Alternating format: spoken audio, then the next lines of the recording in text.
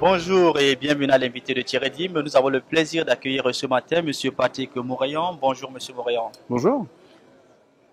On se rend compte depuis un certain temps que le café est ancré dans le quotidien de tous les citoyens. Est-ce que vous n'avez pas, est-ce que l'intérêt du café aujourd'hui peut se justifier par le marketing agressif de certaines marques?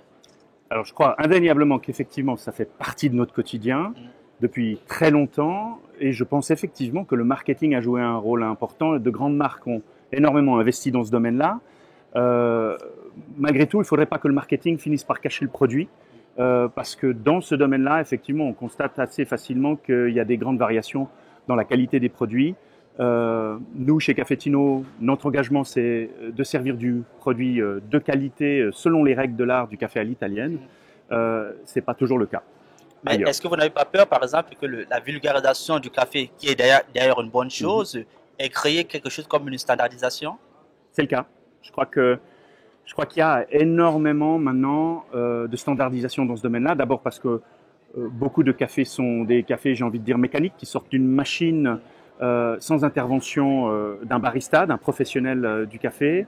Et puis d'autre part, bien ces grandes marques ont certes développé un panel marketing, mais finalement, même s'il y a des variations dans les goûts, il y a beaucoup de standardisation derrière.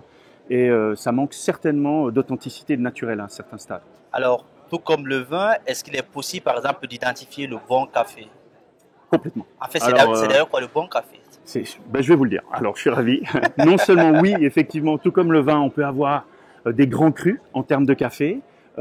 Et ça va non seulement de la production du café, mais bien sûr aussi à la torréfaction et à la manière dont on l'extrait au moment de préparer un bon espresso ou une bonne spécialité de café.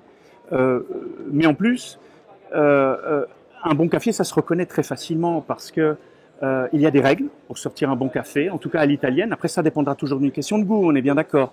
Mais un bon café à l'italienne, c'est finalement 7 à 7,5 grammes de café, moulu à la minute, à la bonne mouture, la bonne finesse, et extrait en 25 à 30 secondes d'extraction pour 25 à 30 millilitres d'espresso pur.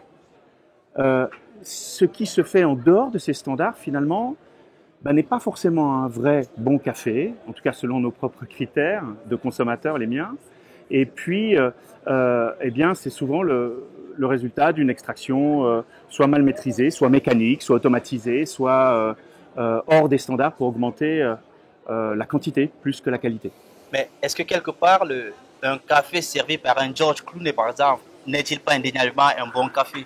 Écoutez, en tout cas, je pense que c'est justement à ce moment-là, peut-être qu'on ne s'intéresse plus au café, mais plus à celui qui le sert. Et c'est là toute la différence. Nous, en tout cas, chez Cafetino, on se concentre sur le café, le produit. Merci, Monsieur Moréon. Merci à vous. Quant à vous, nous vous donnons rendez-vous très prochainement avec un nouvel invité. Au revoir.